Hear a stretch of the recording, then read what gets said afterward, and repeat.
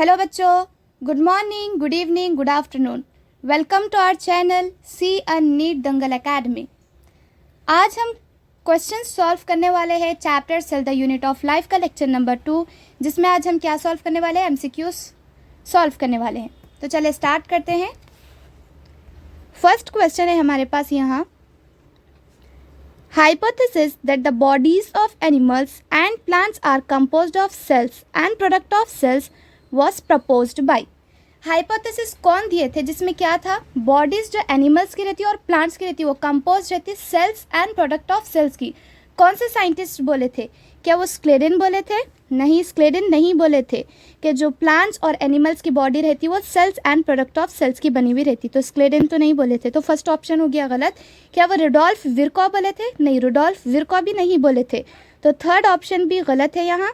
और क्या Robert brown बोले थे? नहीं, रॉबर्ट ब्राउन भी नहीं बोले थे कि जो बॉडीज रहती है एनिमल्स एंड प्लांट्स की वो cells and product of cells की कंपोज रहती, तो रॉबर्ट ब्राउन भी नहीं बोले थे। तो कौन से साइंटिस्ट बोले थे? वो थे स्क्वान। स्क्वान क्या प्रपोज करे थे कि जो बॉडीज रहती एनिमल्स की एंड प्लांट्स की वो कंपोज रहती cells and product of cells की। So the correct option will be 2। Correct option will be 2। Second question है हमारे पास, to keep the cell in the living state various chemical reaction occurs in. Cell को एक living state में रखने के लिए वेरियस अलग अलग केमिकल रिएक्शन होते। किसके अंदर होते? क्या वो न्यूक्लियस के अंदर होते? नहीं, न्यूक्लियस के अंदर नहीं होते। क्या वो सेल मेम्ब्रेन के अंदर होते? अलग अलग केमिकल रिएक्शन सेल को लिविंग स्टेट में रखने के लिए? नहीं, सेल मेम्ब्रेन के अंदर भी नहीं होते। क्या वो सेल वॉल के अंदर होते सेल को लिविंग स्टेट में रखने के लिए केमिकल रिएक्शंस? नहीं, सेल वॉल के अंदर भी नहीं होते। तो किसके अंदर होते? सेल को लिविंग स्टेट में रखने के लिए वेरियस केमिकल रिएक्शन साइटोप्लाज्म के अंदर होते। So the correct option will be third, cytoplasm. Third question है, according to fluid mosaic model the quasi fluid nature of dash enables the lateral movement of dash within the overall bilayer. This ability to move within the membrane is measured as it is। अब हम यहाँ देखेंगे हमारे पास क्या क्या दिया हुआ है हमें यहाँ, carbohydrates, lipids, proteins, fluidity, selective permeability. हमें जो यहाँ दो डैशेस दिए इसमें फिल करने का है। तो according to fluid mosaic model the quasi fluid nature of, तो इसका कौन सा होगा? थर्ड होगा पहले, प्रोटीन्स। सो यहाँ क्या आ जाएगा? प्रोटीन्स आएगा। According to fluid mosaic model the quasi fluid nature of proteins, हम यहाँ लिख लेंगे प्रोटीन्स।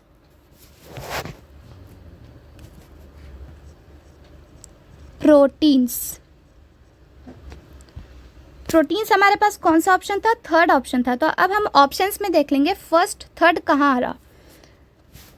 फर्स्ट ऑप्शन में तो नहीं आ रहा, या तो सेकंड आ रहा, तो ये ऑप्शन गलत हो जाएगा। फोर्थ ऑप्शन में भी पहले फर्स्ट आ रहा, हमको क्या होने का है? थर्ड होने का है, तो फोर्थ ऑप्शन भी रॉन्ग है। तो अब हम दो ऑप्शंस में देखेंगे, दो ऑप्शंस में भी हमें क्या बता रहा है? थर्ड बता रहा है। थर्ड क्वेश्चन है हमारे पास, according to fluid mosaic model the quasi fluid nature of dash enables lateral movement of dash within the overall bilayer. This ability to move within the membrane is measured as its। हमारे पास ये कौन से option है? Carbohydrates, lipids, proteins, fluidity and selective permeability. तो हम first dash के अंदर देखेंगे क्या हम फिल कर सकते। तो हमारे पास यहाँ है according to fluid mosaic model. किसके मोजाइक मॉडल के? इसमें फ्लूइड मोजाइक मॉडल पर हम देख रहे हैं the quasi fluid nature of, जो क्वासी फ्लूइड है नेचर का, डैश डैश के अंदर यहाँ क्या आना चाहिए? डैश के अंदर लिपिड्स आना चाहिए, यानी कि लिपिड्स एनेबल लेटरल मूवमेंट। हम यहाँ लिख लेंगे lipids.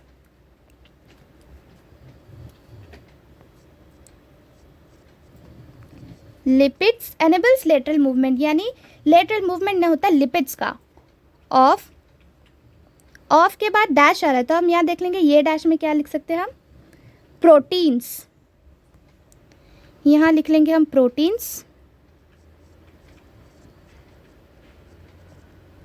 within the overall bilayer. This ability to move within the membrane is measured as, जो ये ability है membrane के अंदर ही हम कोई चीज़ को move कर सक रहे, तो हम इसे कैसे measure कर सकते हैं? Selective permeability से. तो थर्ड डैश में आ जाएगा selective permeability. यहाँ लिख लेंगे हम selective permeability.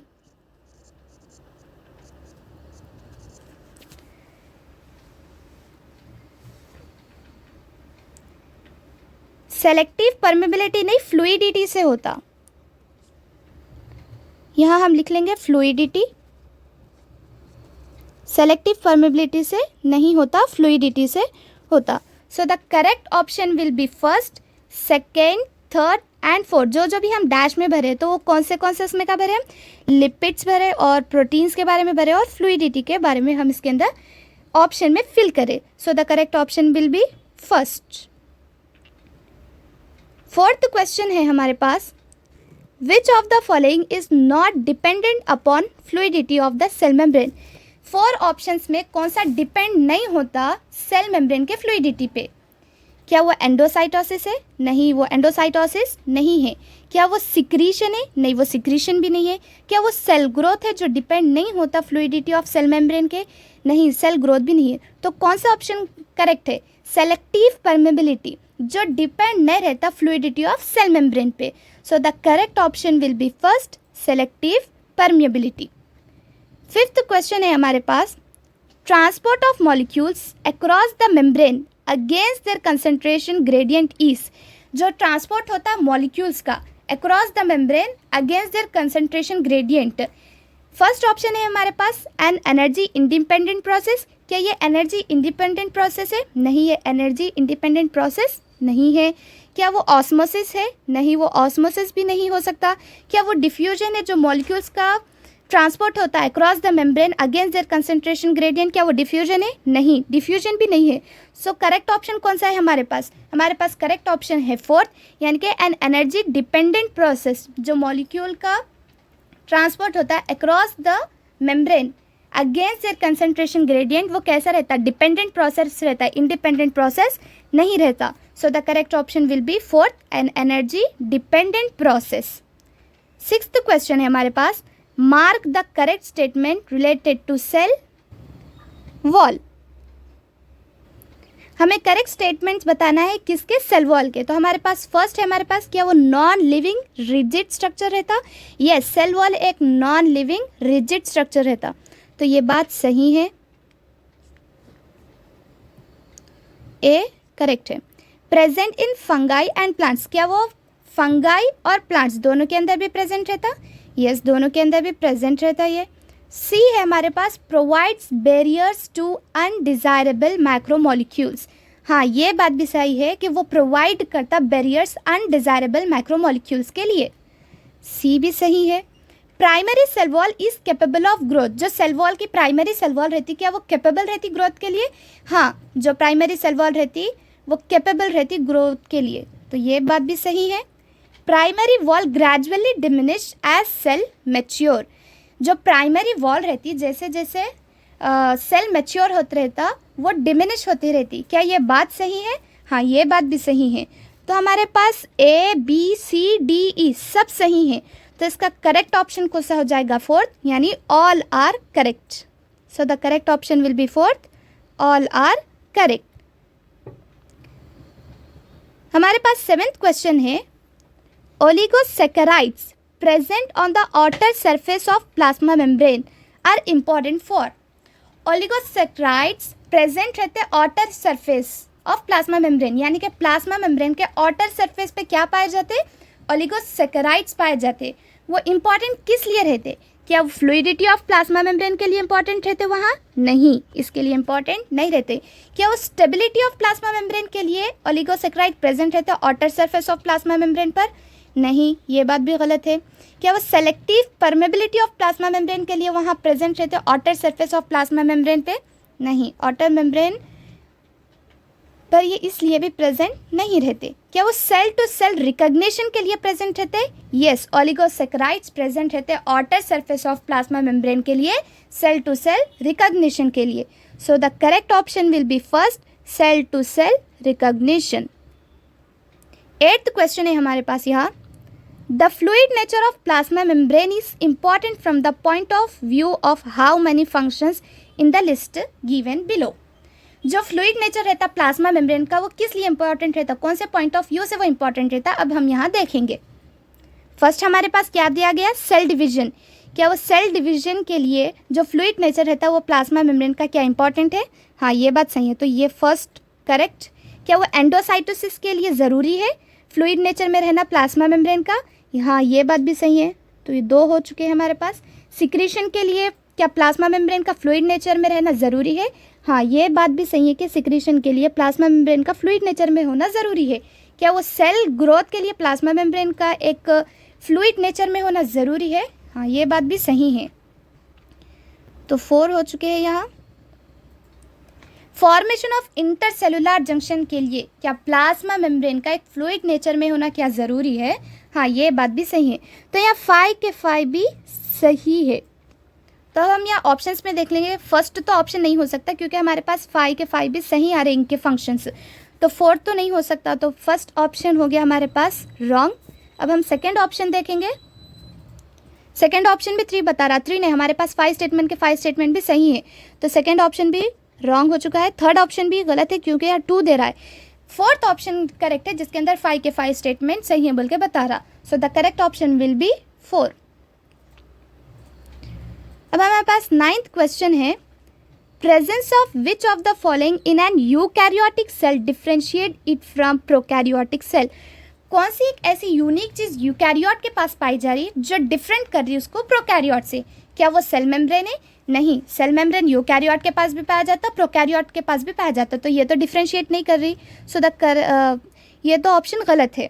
सेकंड ऑप्शन है, क्या वो साइटोप्लाज्म है जो यूकैरियोट को डिफरेंशिएट कर रही प्रोकैरियोट से? नहीं, यूकैरियोट प्रोकैरियोट दोनों के अंदर भी साइटोप्लाज्म पाया जा रहा, हमें यहाँ डिफरेंशिएट का पूछ रहा, तो ये ऑप्शन भी गलत हो गया। क्या वो राइबोसोम है जो यूकैरियोट को डिफरेंशिएट कर रही प्रोकैरियोट से? नहीं, राइबोसोम भी नहीं है क्योंकि राइबोसोम यूकैरियोट के अंदर भी पाया जाता, प्रोकैरियोट के अंदर भी पाया जाता, तो ऐसी वो कौन सी चीज़ है जो यूकैरियोट को प्रोकैरियोट से डिफरेंशिएट कर रही? वो है मेम्ब्रेन बाउंड सेल ऑर्गेनेल्स जो यूकैरियोट के अंदर पाए जाते, प्रोकैरियोट के अंदर नहीं पाए जाते, इसलिए यूकैरियोट से डिफरेंशिएट हो रहा है ये प्रोकैरियोट में, क्योंकि प्रोकैरियोट के अंदर मेम्ब्रेन बाउंड सेल ऑर्गेनेल्स नहीं प्रेजेंट रहते, बस ये यूकैरियोट के अंदर ही प्रेजेंट रहते। So the correct option will be third, membrane bound cell organelles. हमारे पास 10th क्वेश्चन है, mitochondria and chloroplast have membrane yet they are not the part of endomembrane system because. Mitochondria और chloroplast के पास membranes पाए जाते लेकिन वो फिर भी पार्ट नहीं है एंडोमेम्ब्रेन सिस्टम का। किस वजह से वो एंडोमेम्ब्रेन सिस्टम का पार्ट नहीं है? तो फर्स्ट ऑप्शन है हमारे पास, their membranes are thin as compare to the membranes of endoplasmic reticulum and Golgi body. क्या ये बात सही है? जो मेम्ब्रेन्स रहती वो थिन रहती है अगर हम कंपेयर करें एंडोप्लाज्मिक रेटिकुलम और गोल्जी बॉडी की? नहीं, ऑप्शन के हिसाब से तो फर्स्ट क्वेश्चन के हिसाब से फर्स्ट ऑप्शन तो गलत है। सेकेंड है हमारे पास, they have 2 membranes each whereas endomembrane system has 1 membrane. इनके पास 2 मेम्ब्रेन्स पाई जाती, किसके पास? माइटोकॉन्ड्रिया और क्लोरोप्लास्ट के पास। हर एक के पास क्या पाई जाती? एंडोमेम्ब्रेन सिस्टम, एक मेम्ब्रेन इनके अंदर प्रेजेंट रहती। क्या ये बात करेक्ट है? नहीं, दे ओरिजिनेटेड फ्रॉम प्रोकैरियोटिक सेल। क्या ये ओरिजिनेट होने की वजह से प्रोकैरियोटिक सेल, इस वजह से हम माइटोकॉन्ड्रिया और क्लोरोप्लास्ट के जो मेम्ब्रेन्स रहते हैं उसको एंडोमेम्ब्रेन का पार्ट नहीं मानते? नहीं, ये बात भी गलत है। सो कौन सी बात सही है? इसके अंदर थर्ड ऑप्शन सही है जिसके अंदर क्या कहा जा रहा है हमें, their functions are not coordinated with the endoplasmic reticulum, Golgi body and lysosome. यानी कि जो माइटोकॉन्ड्रिया और क्लोरोप्लास्ट के जो मेम्ब्रेन्स है उनके फंक्शंस कोऑर्डिनेटेड नहीं है। किसके? माइटोकॉन्ड्रिया और क्लोरोप्लास्ट के। किसके बेसिस पे हम देख रहे हैं इसको? एंडोप्लाज्मिक रेटिकुलम, गोल्जी बॉडी और lysosome. So the correct option will be third, their functions are not coordinated with the endoplasmic reticulum, Golgi body and lysosomes. अब हमारे पास 11th क्वेश्चन है, एंडोप्लाज्मिक रेटिकुलम, ER का मतलब है endoplasmic reticulum. Endoplasmic reticulum is concern with the synthesis of. Endoplasmic reticulum क्या synthesis करता? क्या वो लिपिड सिंथेसिस करता? यस, एंडोप्लाज्मिक रेटिकुलम सिंथेसिस करता लिपिड। हमें यहाँ खाली एंडोप्लाज्मिक रेटिकुलम लिखा हुआ है, rough endoplasmic reticulum, smooth endoplasmic reticulum वहाँ नहीं लिखा हुआ है। तो इसके बेसिस पे तो फर्स्ट ऑप्शन भी सही है। सेकंड है स्टेरॉयड हार्मोन्स, क्या एंडोप्लाज्मिक रेटिकुलम सिंथेसिस करता स्टेरॉयड हार्मोन्स? हाँ, ये बात भी सही है। क्या वो प्रोटीन सिंथेसिस करता है endoplasmic reticulum? Yes, endoplasmic reticulum proteins भी सिंथेसिस करता। So first, second, third 3 options भी हमारे पास क्या है, सही है। तो अब हम फोर्थ ऑप्शन देखेंगे जिसके अंदर क्या लिखा हुआ है, ऑल ऑफ द अबव, यानी कि जो हमारे पास फर्स्ट, सेकेंड, थर्ड है ये 3 भी सही है, एंडोप्लाज्मिक रेटिकुलम के अंदर ये सिंथेसिस करते। So the correct option will be fourth, all of the above.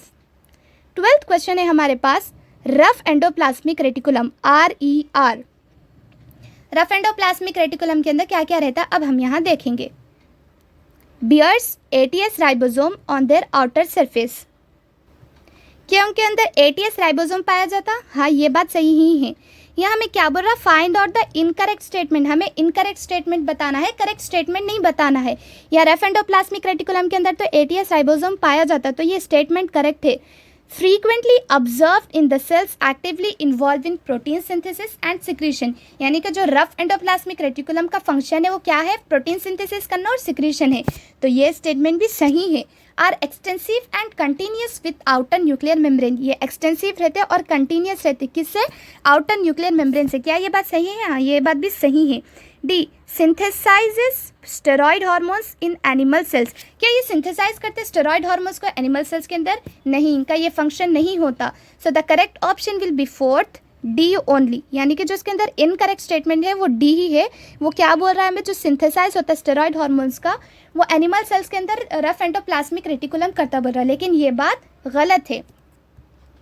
13th question है हमारे पास यहाँ, a Golgi complex has, Golgi complex के पास क्या रहता, fixed number of cisternae present रहते? नहीं, फिक्स्ड नंबर के तो सिस्टर्न के अंदर प्रेजेंट नहीं रहते। One cisternae in higher plants, क्या इनका एक सिस्टर्ने हायर प्लांट्स के अंदर प्रेजेंट रहता? नहीं, एक सिस्टर्ने हायर प्लांट्स के अंदर प्रेजेंट नहीं रहता। Convex trans face and concave cis face, क्या कॉन्वेक्स ट्रांसफेर और कॉन्केव सिस फेस रहता? नहीं, ये भी नहीं हो सकता। So the correct option will be 2, varied number of cisternae, इसके अंदर कैसे रहते, नंबर ऑफ सिस्टर्ने वैरिड रहते। So the correct option will be 2। 14th question है हमारे पास यहाँ, the cis and the trans face of the Golgi body are, जो सिस और ट्रांसफेस रहता गोल्जी बॉडी का वो क्या रहता, completely similar but not interconnected. जो सिस फेस और ट्रांसफेस रहता है वो सिमिलर रहते लेकिन इंटरकनेक्टेड नहीं रहते क्या? नहीं, ये बात तो गलत है। Entirely different and not interconnected, दोनों एकदम डिफरेंट रहते और इंटरकनेक्टेड भी नहीं रहते। क्या ये बात सही है? नहीं, ये बात भी सही नहीं है। कंप्लीटली सिमिलर एंड इंटरकनेक्टेड, क्या सिस फेस और ट्रांसफेस दोनों कंप्लीटली सिमिलर रहते? नहीं, दोनों तो सिमिलर रहते ही नहीं, और इंटरकनेक्टेड रहते लेकिन कंप्लीटली सिमिलर नहीं रहते। सो ये भी ऑप्शन रॉन्ग है। So the correct option will be 3, entirely different but interconnected, यानी कि जो सिस फेस और ट्रांसफेस रहता वो डिफरेंट रहते लेकिन ये कैसे रहते, इंटरकनेक्टेड रहते। So the correct option will be 3, entirely different but interconnected. 15th question है हमारे पास, materials to be packaged in the form of vesicle from the dash fuses with the dash of the Golgi apparatus and move towards the dash। Material pack होते कौन से form में, वेजाइकल के, from the कहाँ से होते वो, एंडोप्लाज्मिक रेटिकुलम से ये क्या हो जाते हैं, पैक होके आते हैं हमारे पास। तो हम यहाँ लिख लेंगे एंडोप्लाज्मिक रेटिकुलम, शॉर्ट फॉर्म लिखेंगे हम खाली ER। फ्यूजेस विद द, वो किसके साथ फ्यूज हो जाते हैं, ये फ्यूज हो जाते फॉर्मिंग फेस, तो हम यहाँ लिख लेंगे forming face, forming face of the Golgi apparatus and move towards the, और ये कहाँ मूव हो जाते, ट्रांस फेस की तरफ। हम यहाँ लिख लेंगे ट्रांस फेस,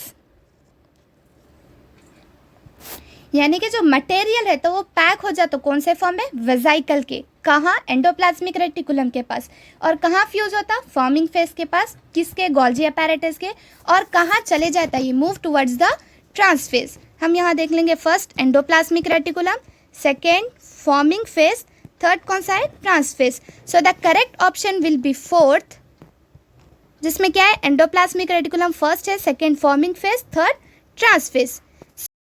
क्वेश्चन है हमारे पास यहाँ, सेल सैप कंटेन्स, जो सेल का सैप रहता है उसके अंदर क्या क्या रहता, water plus reserve food material. क्या उसके पास वाटर और रिजर्व फूड पाया जाता, हाँ सेल सैप के अंदर वाटर भी पाया जाता और रिजर्व फूड भी पाया जाता. क्या उसके पास वाटर प्लस एक्सक्रीटरी प्रोडक्ट्स पाए जाते, हाँ वाटर भी पाया जाता और एक्सक्रीटरी प्रोडक्ट्स भी पाए जाते. क्या सेल सैप के अंदर वाटर प्लस सिक्रीटरी मटेरियल्स भी पाए जाते, हाँ सेल सैप के पास वाटर भी पाया जाता और सिक्रीटरी मटेरियल्स भी पाए जाते. तो हमारे पास फर्स्ट ऑप्शन भी करेक्ट है, सेकंड ऑप्शन भी करेक्ट है, थर्ड ऑप्शन भी करेक्ट है.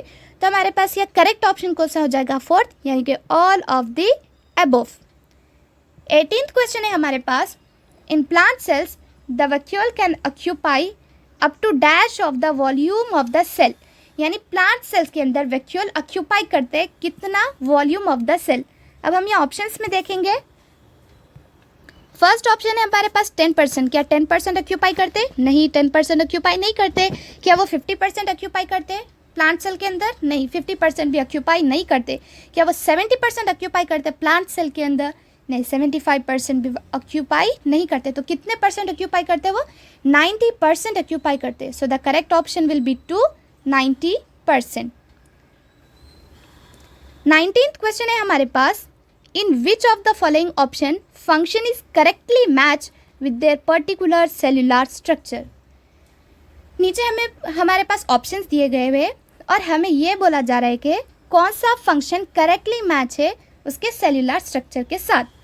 तो हम यहाँ देखेंगे. अब फर्स्ट है हमारे पास प्रोटीन सिंथेसिस. क्या protein synthesis smooth endoplasmic reticulum करता, नहीं smooth endoplasmic reticulum protein synthesis नहीं करता. Rough endoplasmic reticulum protein synthesis करता. तो फर्स्ट ऑप्शन तो रॉन्ग है. थर्ड ऑप्शन है ऑटोलिसिस. क्या रफ एंडोप्लाज्मिक रेटिकुलम करता, नहीं ऑटोलिसिस रफ एंडोप्लाज्मिक रेटिकुलम नहीं करता. तो थर्ड ऑप्शन भी गलत है. फोटोसिंथेसिस क्या वैक्यूल करता, नहीं फोटोसिंथेसिस वैक्यूल नहीं करता. तो फोर्थ ऑप्शन भी गलत है. So the correct option will be two, formation of glycoprotein Golgi body. यानी जो फॉर्मेशन होता है ग्लाइकोप्रोटीन का वो गोल्जी बॉडी के अंदर होता. So the correct option will be 2. 20th question है हमारे पास यहाँ, the number of mitochondria per cell is variable depending on the. Number of mitochondria, हर सेल के अंदर कितने माइटोकॉन्ड्रिया प्रेजेंट रहते, वो किसके ऊपर डिपेंड रहता. क्या वो साइज़ के ऊपर डिपेंड रहता, नहीं वो साइज़ के ऊपर डिपेंड नहीं रहता. क्या वो शेप ऑफ द सेल पे डिपेंड रहता है, यानी जैसा सेल का शेप रहता है वैसा नंबर ऑफ सेल्स पाए जाते हैं माइटोकॉन्ड्रिया के, नहीं ये बात भी गलत है. क्या वो पोजीशन ऑफ द सेल से माइटोकॉन्ड्रिया के अंदर ज़्यादा या कम नंबर के सेल पाए जाते बोलकर रहता, नहीं ये बात भी गलत है. तो कौन सी बात सही है, physiological activity of the cell, यानी जो सेल की एक्टिविटी है, फिजियोलॉजिकल एक्टिविटी है, उसके बेसिस पे हम माइटोकॉन्ड्रिया के नंबर को घटा सकते या ज़्यादा कर सकते. So the correct option will be two, physiological activity of the cell. 21 question है हमारे पास, mitochondria.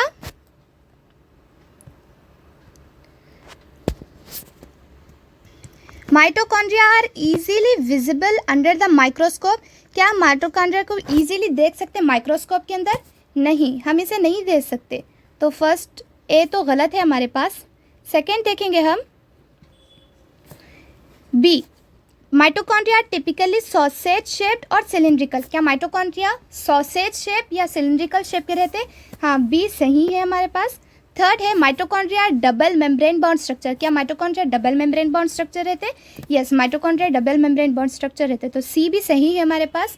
Mitochondria have 2 aqueous compartments. क्या माइटोकॉन्ड्रिया के पास 2 एक्वस कंपार्टमेंट्स पाए जाते हैं, हाँ माइटोकॉन्ड्रिया के अंदर 2 एक्वस कंपार्टमेंट पाए जाते.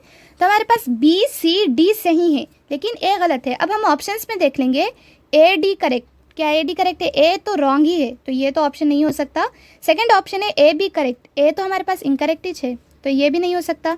फोर्थ ऑप्शन है ए डी इनकरेक्ट, डी सही है हमारे पास, ए इनकरेक्ट है, सो ये भी ऑप्शन सही नहीं है. तो ऑप्शन कौन सा सही है, थर्ड ऑप्शन सही है, जिसके अंदर हमें बताया जा रहा है A incorrect, B C D are correct. So the correct option will be third, A incorrect and B C D are correct. अब हम 22 क्वेश्चन देखेंगे. Site of ATP formation in mitochondria is, कौन से साइट पे mitochondria के अंदर ATP formation होता? क्या वो मैट्रिक्स के अंदर होता? नहीं, मैट्रिक्स के अंदर एटीपी फॉर्मेशन नहीं होता माइटोकॉन्ड्रिया का। क्या क्रिस्टे के अंदर फॉर्मेशन होता माइटोकॉन्ड्रिया के एटीपी का? नहीं, एटीपी का फॉर्मेशन माइटोकॉन्ड्रिया का क्रिस्टे के अंदर भी नहीं होता। क्या आउटर कंपार्टमेंट में माइटोकॉन्ड्रिया का एटीपी का फॉर्मेशन होता? नहीं, एटीपी का फॉर्मेशन माइटोकॉन्ड्रिया के आउटर कंपार्टमेंट में भी नहीं होता। तो F1 पार्टिकल के अंदर एटीपी का फॉर्मेशन माइटोकॉन्ड्रिया का होता। So the correct option will be third F1 particle. 23 question है हमारे पास। Mitochondria are believe to be symbiotic origin from bacteria because they have similarity with bacteria in. Mitochondria को हम बिलीव करते कि वो ओरिजिन है बैक्टीरिया का। क्यों? क्योंकि वो सिमिलैरिटी दिखाता बैक्टीरिया के साथ। किस में? कौन सी चीज़ उसके अंदर सिमिलैरिटी रहती बैक्टीरिया से? क्या डीएनए पाया जाता? हाँ, यस, डीएनए भी पाया जाता। क्या राइबोसोम पाया जाता? यस, राइबोसोम भी पाया जाता। क्या डिवीजन मेथड माइटोकॉन्ड्रिया के अंदर भी और बैक्टीरिया के अंदर भी होता? हाँ, ये तीन भी होते, डीएनए, राइबोसोम और division method. So the correct option will be fourth, all of the above. 24th question है हमारे पास। Mitochondria are sites of, mitochondria कई के साइट से? फर्स्ट हमारे पास है प्रोटीन सिंथेसिस। क्या माइटोकॉन्ड्रिया प्रोटीन सिंथेसिस करते? नहीं, प्रोटीन सिंथेसिस नहीं करते। सेकेंड ऑप्शन है हमारे पास सेल्यूलर डाइजेशन। क्या सेल्यूलर डाइजेशन करते? नहीं, सेल्यूलर डाइजेशन भी नहीं करते। क्या वो अनएरोबिक रेस्पिरेशन करते? नहीं, वो अनएरोबिक रेस्पिरेशन नहीं करते। वो कौन सा करते? एरोबिक रेस्पिरेशन करते। So the correct option will be fourth, aerobic respiration. 25th question है, 25th क्वेश्चन है हमारे पास। In the stem of potato presence of which of the following is significant. जो स्टेम रहता पोटैटो का, वो कौन सी चीज़ इसके अंदर प्रेजेंट रहती सिग्निफिकेंट? क्या वो एलायोप्लास्ट रहती? नहीं, वो एलायोप्लास्ट नहीं रहती। क्या वो क्रोमोप्लास्ट रहती? नहीं, वो क्रोमोप्लास्ट भी नहीं होती। क्या वो एल्यूरोप्लास्ट है? नहीं, एल्यूरोप्लास्ट भी नहीं। तो वो कौन सी चीज़ है? वो है एमाइलोप्लास्ट, जो स्टेम ऑफ पोटैटो के अंदर प्रेजेंट रहती। 26th क्वेश्चन है हमारे पास। द क्लोरोप्लास्ट कंटेन, क्लोरोप्लास्ट क्या कंटेन करता? क्या chloroplast fat soluble pigments, anthocyanin and chlorophylls present रहते क्लोरोप्लास्ट के अंदर? नहीं, fat soluble pigment, anthocyanin and chlorophylls present नहीं रहते। सो फर्स्ट का ऑप्शन तो गलत है। Water soluble pigments, carotenoids and chlorophylls, क्या उसके अंदर water soluble pigments, carotenoids present रहते? नहीं, नहीं प्रेजेंट रहते। तो ये ऑप्शन भी गलत है। Water soluble pigments, chlorophylls and anthocyanin, क्या उसके अंदर वाटर सॉल्युबल पिगमेंट्स क्लोरोफिल के प्रेजेंट रहते और एंथियोसायनिन प्रेजेंट रहता? नहीं, ये भी नहीं प्रेजेंट रहता। तो क्या प्रेजेंट रहता इसके अंदर? फैट सॉल्युबल पिगमेंट्स, कैरोटेनॉइड्स के प्रेजेंट रहते और क्लोरोफिल प्रेजेंट रहता। So the correct option will be fourth. 27th question है हमारे पास। Outer membrane of chloroplast is comparatively more permeable than inner membrane. जो आउटर मेम्ब्रेन रहती वो क्लोरोप्लास्ट की, वो कंपैरेटिवली मोर परमेबल रहती इनर मेम्ब्रेन से। यानी इनर मेम्ब्रेन उतनी फ्री नहीं रहती जितनी बाहर की परमेबल रहती। किस वजह से? Because it is comparatively thin layer, क्योंकि थिन लेयर प्रेजेंट रहती इस वजह से? नहीं, ये बात तो गलत है। Due to the absence of proteins, proteins के एब्सेंस की वजह से जो आउटर मेम्ब्रेन रहती क्लोरोप्लास्ट की, वो कंपैरेटिवली मोर परमेबल रहती इनर मेम्ब्रेन से? नहीं, ये बात भी गलत है। फोर्थ ऑप्शन है हमारे पास, because it has more cholesterol, इसके अंदर ज़्यादा कोलेस्ट्रॉल प्रेजेंट रहने की वजह से क्या ये ऐसी रहती? नहीं, ज़्यादा कोलेस्ट्रॉल प्रेजेंट रहने की वजह से तो ये ऐसी नहीं रहती।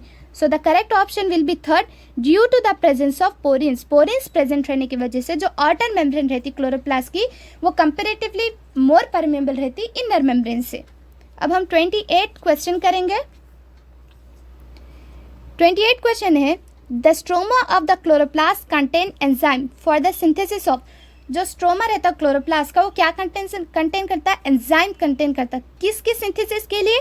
क्या वो लिपिड्स की सिंथेसिस के लिए कंटेन करता? नहीं, लिपिड्स के लिए तो नहीं करता। क्या वो कार्बोहाइड्रेट्स के लिए करता? नहीं, वो कार्बोहाइड्रेट्स के लिए भी नहीं करता। क्या वो प्रोटीन्स के लिए करता? नहीं, वो प्रोटीन्स के लिए भी नहीं करता। तो वो किसके लिए करता? कार्बोहाइड्रेट्स एंड प्रोटीन्स के लिए जो स्ट्रोमा रहता क्लोरोप्लास्ट का, वो कंटेन करता है enzyme synthesis of carbohydrates and proteins. So the correct option will be fourth, carbohydrates and proteins. 29th question है हमारे पास। Chloroplasts are called semi-autonomous organelles of the cell because they have जो chloroplast रहता है उसे हम semi autonomous organelles बोलते।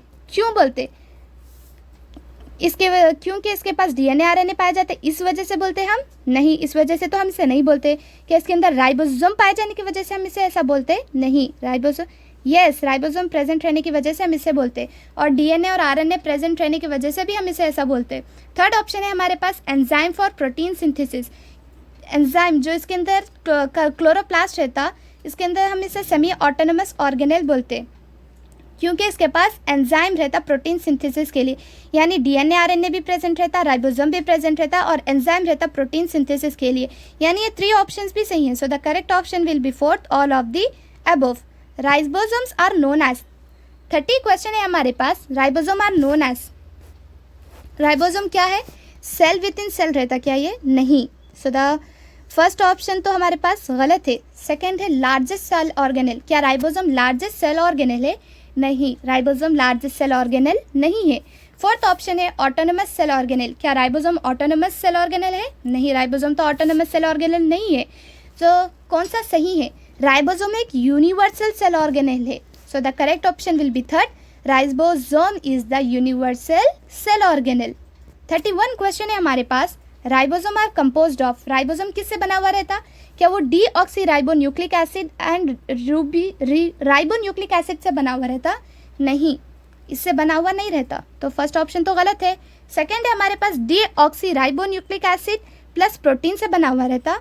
नहीं, deoxyribonucleic acid और प्रोटीन से ये नहीं बना हुआ रहता। फोर्थ ऑप्शन है हमारे पास proteins, ribonucleic acid and deoxyribonucleic acid से बना हुआ रहता। क्या ऑटोनोमस राइबोसोम? नहीं, इससे भी बना हुआ नहीं रहता। तो किससे बना हुआ रहता? ये राइबोन्यूक्लिक एसिड और प्रोटीन से बना हुआ रहता। So the correct option will be third, ribonucleic acid and proteins. 33 question है हमारे पास यहाँ। In the animal cell 70S ribosome are found in. Animal cell के अंदर 70S राइबोसोम कहाँ रहता? क्या वो माइटोकॉन्ड्रिया और प्लास्टिड के अंदर प्रेजेंट रहता? नहीं, माइटोकॉन्ड्रिया के अंदर तो प्रेजेंट रहता लेकिन प्लास्टिड के अंदर प्रेजेंट नहीं रहता। सो पहला तो ऑप्शन गलत है। थर्ड ऑप्शन है माइटोकॉन्ड्रिया प्लास्टिस एंडोप्लाज्मिक रेटिकुलम। क्या वो प्लास्टिड एंडोप्लाज्मिक रेटिकुलम के अंदर 70S राइबोसोम प्रेजेंट रहता? नहीं, इन दोनों के अंदर तो प्रेजेंट नहीं रहता, तो माइटोकॉन्ड्रिया के अंदर प्रेजेंट रहता। तो ये तो ऑप्शन गलत है। फोर्थ ऑप्शन है endoplasmic reticulum and freely in cytoplasm.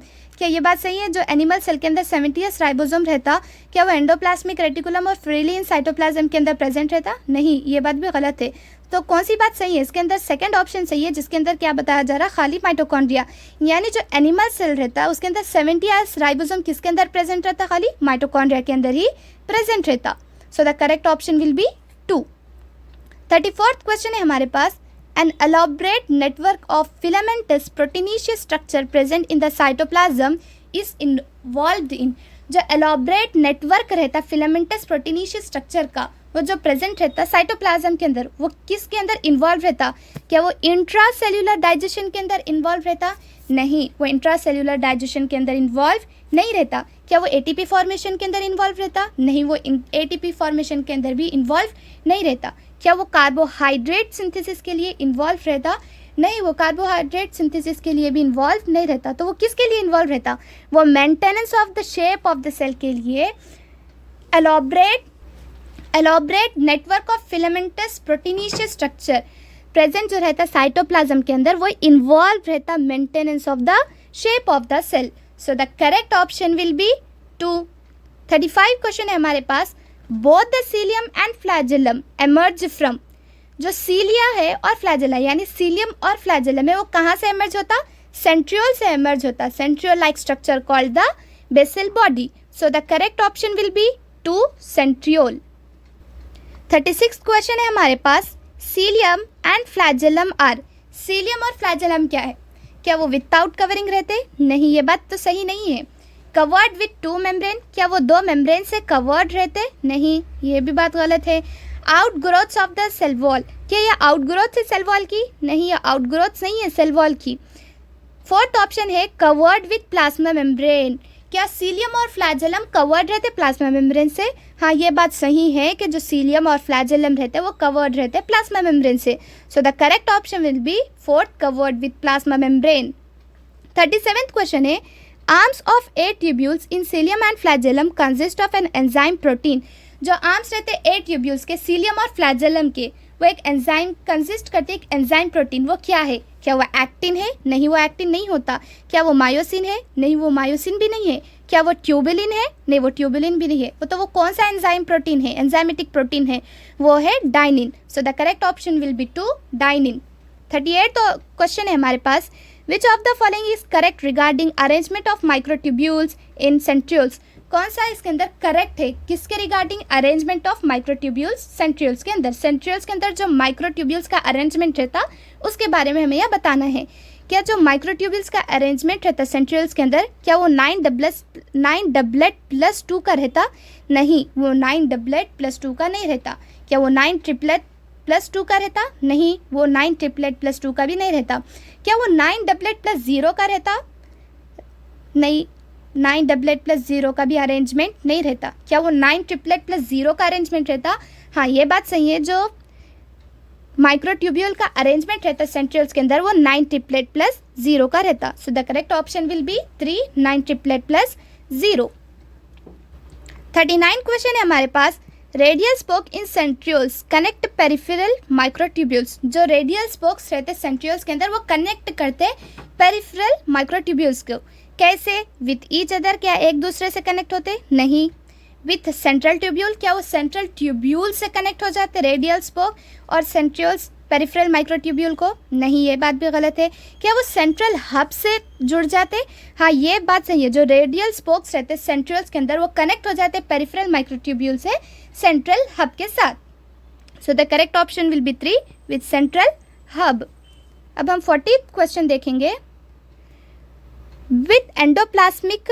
नहीं, सेंट्रियोल्स क्या है? क्या सेंट्रियोल्स डबल मेम्ब्रेन बाउंड है? नहीं, सेंट्रियोल्स डबल मेम्ब्रेन बाउंड नहीं है। क्या वो ट्रिपल मेम्ब्रेन बाउंड है सेंट्रियोल्स? नहीं, ट्रिपल मेम्ब्रेन बाउंड भी नहीं है सेंट्रियोल्स। क्या वो सिंगल मेम्ब्रेन बाउंड है? नहीं, सेंट्रियोल्स सिंगल मेम्ब्रेन बाउंड भी नहीं है। तो कैसे है सेंट्रियोल? सेंट्रियोल मेम्ब्रेन लेस है, यानी कि सेंट्रियोल के अंदर कोई मेम्ब्रेन नहीं पाई जाती। So the correct option will be 2 membrane less. 41 question है हमारे पास, nucleus as a cell organelle was first described by. Nucleus को एक सेल ऑर्गेनेल पहली बार कौन डिस्क्राइब करे थे? क्या वो रॉबर्ट हुक करे थे? नहीं, रॉबर्ट हुक तो नहीं करे। क्या वो फ्लेमिंग करे? नहीं, फ्लेमिंग भी नहीं करे। क्या वो स्ट्रास बर्गर करे? नहीं, स्ट्रास बर्गर भी नहीं करे। तो कौन करे? रॉबर्ट ब्राउन करे थे। न्यूक्लियस को एक सेल ऑर्गेनेल बोले थे, पहली बार डिस्क्राइब करे थे। तो so the correct option will be 2 Robert Brown. तो हम यहाँ लिख लेंगे Robert Brown, Robert Brown. As early as कब करे? 1831 में डिस्क्राइब करे थे। So the correct option will be 2 Robert Brown in 1831। 42 question है हमारे पास, nuclear envelope consist of parallel membranes with a space called perinuclear space which is about. Nuclear envelope क्या consist करती? पैरेलल मेम्ब्रेन्स कंसिस्ट करती। कौन से space में? Perinuclear space में। वो पेरीन्यूक्लियर स्पेस कितनी रहती? क्या वो 10 to 50 एंगस्ट्रॉन रहती? नहीं, वो 10 to 50 एंगस्ट्रॉन नहीं रहती। क्या वो 1000 to 5000 एंगस्ट्रॉन रहती? नहीं, वो 1000 to 5000 एंगस्ट्रॉन भी नहीं रहती। क्या वो 1 to 5 एंगस्ट्रॉन रहती? नहीं, 1 to 5 एंगस्ट्रॉन भी नहीं रहती। तो वो कितनी रहती? वो 100 to 500 एंगस्ट्रॉन प्रेजेंट रहती। यानी जो स्पेस रहती पेरीन्यूक्लियर स्पेस, जो कितनी रहती? वो 100 to 500 angstrom. So the correct option will be 2। 43 question है हमारे पास, large and more numerous nucleoli are present in cells actively carrying out. Large और बहुत ज़्यादा न्यूमरस न्यूक्लियाई प्रेजेंट रहता है सेल्स के अंदर, वो एक्टिवली क्या कैरी करता? क्या वो लिपिड सिंथेसिस करता? नहीं, वो लिपिड सिंथेसिस नहीं करता। क्या वो ग्लाइकोजन सिंथेसिस करता? नहीं, वो ग्लाइकोजन सिंथेसिस भी नहीं करता। तो वो क्या करता?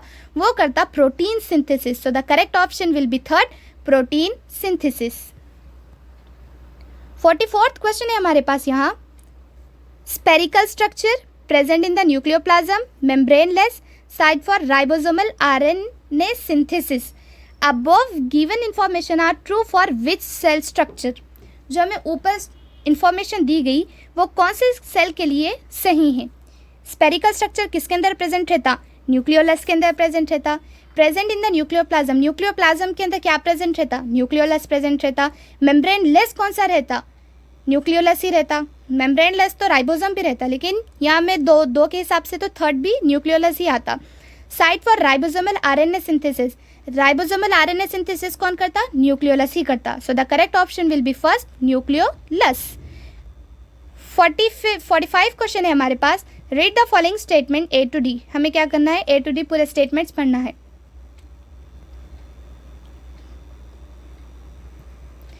ए है हमारे पास, न्यूक्लियर मैट्रिक्स और nucleoplasm contain nucleolus and chromatin. Nuclear matrix या न्यूक्लियोप्लाज्म क्या कंटेन करते हैं? Nucleolus and chromatin. क्या ये बात सही है? हाँ, ये बात सही है। सेकेंड है हमारे पास, outer nuclear membrane usually remains continuous with the endoplasmic reticulum and also bears ribosome on it. जो आउटर न्यूक्लियर मेम्ब्रेन रहती वो कंटिन्यूअस रहती है एंडोप्लाज्मिक रेटिकुलम से, और क्या बियर करती है? राइबोसोम। क्या ये बात सही है? हाँ, ये बात भी सही है। सो फर्स्ट भी करेक्ट है, सेकेंड भी करेक्ट है। थर्ड देखेंगे हम, nuclear pores are the passage through which movement of protein molecules take place in only one direction from nucleus to the cytoplasm. क्या ये स्टेटमेंट सही है? नहीं, ये स्टेटमेंट सही नहीं है, ये तो हम इसको गलत ही मार्क करेंगे। डी है हमारे पास, nucleolus act as ribosome factory. Nucleolus एक राइबोसोम फैक्ट्री की तरह है। क्या ये बात सही है? हाँ, ये बात सही है। हमको यहाँ क्या बोल रहा है? Which of the above statements are correct. कौन से इसके अंदर स्टेटमेंट्स करेक्ट है? तो हमारे पास कौन से आ रहे? ए, बी, डी। अब हम यहाँ ऑप्शंस में देख लेंगे ए, बी, डी कौन सा है। फर्स्ट तो हमें क्या दिया गया? ए, बी, सी, डी पूरे करेक्ट नहीं है, तो बात तो गलत हो गई। तो ऑप्शन तो फर्स्ट गलत है, ओनली सी भी गलत है, ए, सी, डी भी गलत है। तो कौन सी सही है? A, B, D. A, B, D statements correct है। So the correct option will be four A, B, D. 46 question है हमारे पास।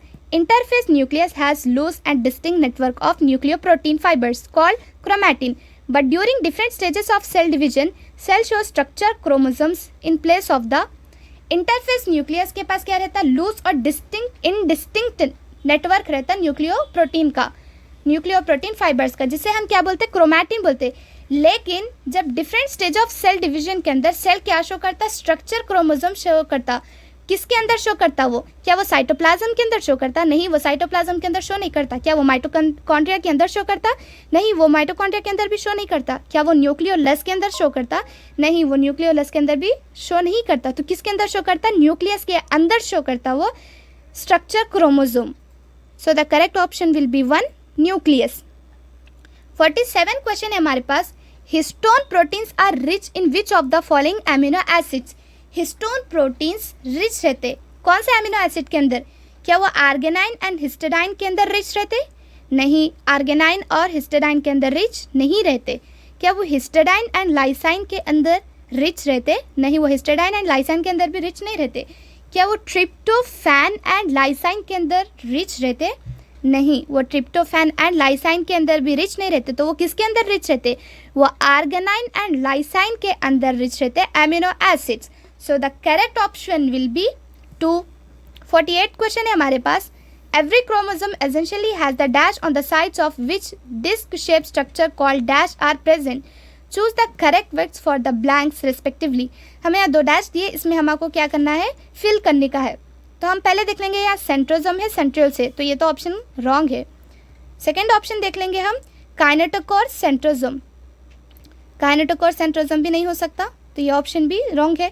फोर्थ है डीएनए आरएनए। क्या डीएनए यहाँ आता और आरएनए इधर आता? नहीं, ये भी नहीं हो सकता। So the correct option will be third, centromere and kinetochore. तो हम यहाँ लिख लेंगे centromere. Every chromosome essentially has the centromere. यहाँ क्या आ जाएगा? सेंट्रोमियर। यहाँ आ जाएगा kinetochore. Kinetochore. Every chromosome essentially has the centromere on the side of which disc-shaped structure called kinetochore are present. So the correct option will be third, centromere and kinetochores. 49 question है हमारे पास. Chromosome which has centromere slightly away from the middle of the chromosome, resulting into one shorter arm and one longer arm is called. Chromosome जो रहता है उसके अंदर centromere slightly away रहता middle से, यानी कि वो मिडिल में नहीं पाया जाता, थोड़ा ऊपर पाया जाता. एक शॉर्ट बन जाती इस वजह से आर्म और एक लॉन्ग बन जाती. तो हम उसे क्या बोलते? जो एक शॉर्ट आर्म और एक लॉन्ग आर्म बन जाती उसे हम क्या एक्रोसेंट्रिक बोलते. नहीं, हम उसे एक्रोसेंट्रिक नहीं बोलते। क्या हम उसे मेटासेंट्रिक बोलते? नहीं, हम उसे मेटासेंट्रिक भी नहीं बोलते। क्या हम उसे टीलोसेंट्रिक बोलते? नहीं, हम उसे टीलोसेंट्रिक भी नहीं बोलते। तो हम उसे क्या बोलते? हम उसे बोलते सब मेटासेंट्रिक, जिसके अंदर एक शॉर्ट आर्म और एक लॉन्गर आर्म पाई जाती है, उसे हम सब मेटासेंट्रिक बोलते। So the correct option will be 1, submetacentric. 50 question है हमारे पास। Read the following statements. हमें क्या करना है? स्टेटमेंट्स को पढ़ने का है। तो हमारे पास फर्स्ट स्टेटमेंट है, both the chromatids of chromosome are joined by a structure called centromere. यानी जो दो क्रोमैटिड्स रहते क्रोमोसोम के, वो जॉइंट होते एक स्ट्रक्चर से, जिसे हम सेंट्रोमियर बोलते हैं। क्या ये बात सही है? हाँ, ये बात सही है। तो हम इसे यहाँ क्या कर लेंगे? राइट। सेकेंड है, during cell division spindle fibres are attach to satellite. Cell division के टाइम पर स्पिंडल फाइबर्स क्या अटैच हो जाते सेटेलाइट से? नहीं, अटैच नहीं होते। तो ये बी तो रॉन्ग हो गया। थर्ड है हमारे पास, telomeres are rich in guanine base. क्या टीलोमियर्स रिच रहते ग्वेनाइन बेस के अंदर? हाँ, तो टीलोमियर्स क्या रहते हैं? रिच रहते ग्वेनाइन बेस के अंदर। तो सी सही है। डी है हमारे पास, every chromosome essentially has a secondary construction. क्या हर क्रोमोसोम के अंदर एसेंशियली है सेकेंड कंस्ट्रक्शन रहना? नहीं, ये बात तो गलत है। तो हमें क्या बोल रहा? Find out correct sequence of true and false. हमें यहाँ क्या बोल रहा? ट्रू एंड फॉल्स बताओ बोल रहा। तो फर्स्ट तो ट्रू है, second false, third true, fourth false. तो टी एफ टी एफ, यहाँ टी एफ टी टी दिया, तो फर्स्ट ऑप्शन रॉन्ग है, सेकेंड ऑप्शन भी रॉन्ग है, थर्ड ऑप्शन करेक्ट है, जिसमें हम जो टिक करें उसके बेसिस पे आ रहा T F T F. So the correct option will be third, T F, true false, true false.